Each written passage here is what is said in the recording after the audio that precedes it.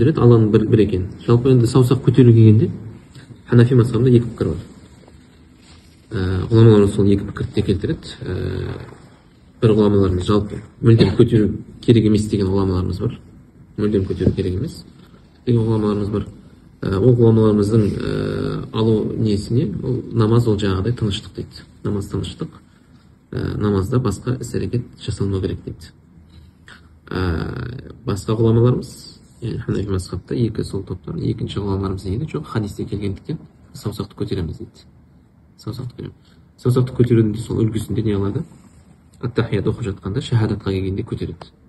Шахадатқа дейін не? Қолдар, алақандар төселіп тұру керек. Себебі хадисте не еді? Пайғамбарымыз саллаллаху алейхи ва саллям ат-тахиятқа отырғанда бірінші басата ядайхи дейді. Қолын жайды дейді.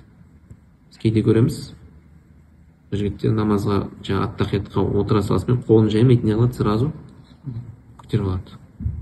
Ол хадиске қайшы? Хадисте не тұр? Бірінші қолын жайды дейді. Кейін барып саусағын көтерді дейді. Сол кейін барып дегенде сол ғұламаларымыз көбісі келтіреді. Ханафиде, Шафииде көп мынау әхлі суннаның ғұламаларының барлығы не деді? Шахадатта көтеріледі дейді. Сол Ханафи мазхабымыз шахадатта деген қай жерінде көтереді? Ла илаха дегенде көтереді де иллаллада түсіреді. Бір неде мазхабтарда не? Жалпы шахадатта ла илаха ашхаду ан ла илаха деп жатқанда сол кезде толығымен көтеріліп тұра береді. Толығымен көтеріліп тұрады. Шахадат біткеннен кейін барып қоятындар бар. Бірақ басынан бастап соңына дейін көтеру негізі төрт мазхабта ешқайсында жоқ. Бұл былай не қылып тұру мүлдем жоқ. Ешқандай төрт мазхабта ешқайсында жоқ. Тахаррака дегенді, мысалы, хадисте келеді, тахаррака деп келеді. Тахаррака деген мағынасы не? Әрекет етті деген мағына білдіреді. Қимылдады деген мағына білдіреді. Бірақ оның шарттары, ол хадистің шарттарын қарайтын болсақ, тахаррака деген ол бір рет көтерді. Яғни саусағы қимылдады деген білдіреді. Яғни қалай саусағы? Сен саусағын шошайттың деген сөздің өзі сол тахаррака деген мағынасы дейді. Сен бір рет шошайттың, болды. Оны тахаррака деп атайды дейді.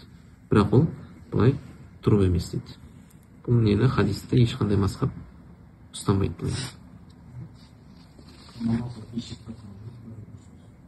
Жоқ, пайғамбар ол нәрседен тыяды. Бізде неде намазға жүгіріп келу дұрыс емес, макрух болып есептеледі. Неге? Сен жүгіріп келдің, демің баса алмайсың, ентігіп тұрасың. Намаз тұрасың, сен ентігіп тұрасың, не оқи алмайсың, не дуаңды айта алмайсың, не тәкбіріңді дұрыс айтады. Сондықтан намазға баратқанда тыныш барыңдар дейді. Үлгерген жеріңе үлгердің, үлгере алмаған жеріңді имам сәлем берген тұрып жалғастырасың. Бірақ сауапты бірдей аласың. Жүгіргеніне, жай бардың, екеуінде сауап бірдей, адамның ниетіне байланысты. Жамағаттың сауабын екеуі де алады. Бірақ не жүгіріп барған не ентігіп тұрады. Ал тыныш барған ол намазын тынышпен аяқтайды.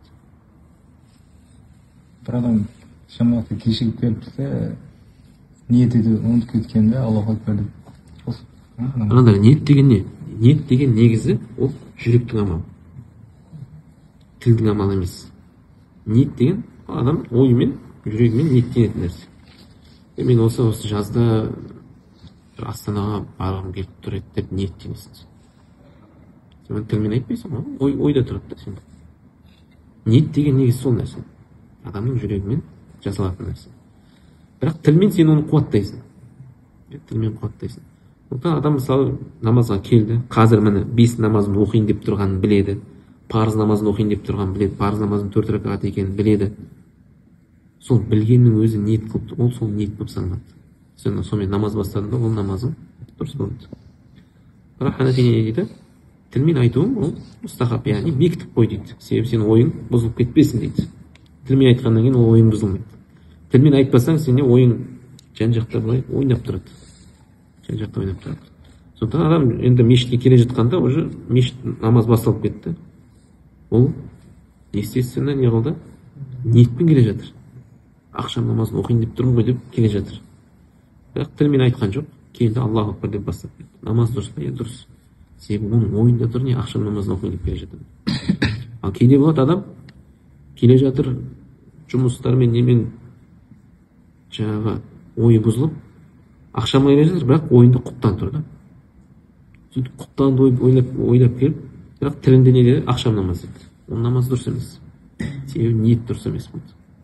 Ниетінде ол құптан деп ниет етті, бірақ тілмен ақшам деп айтты. Тіл ол қатты маңызы жоқ. Бұл жерде ниетте ол адамның жүрегі маңызды.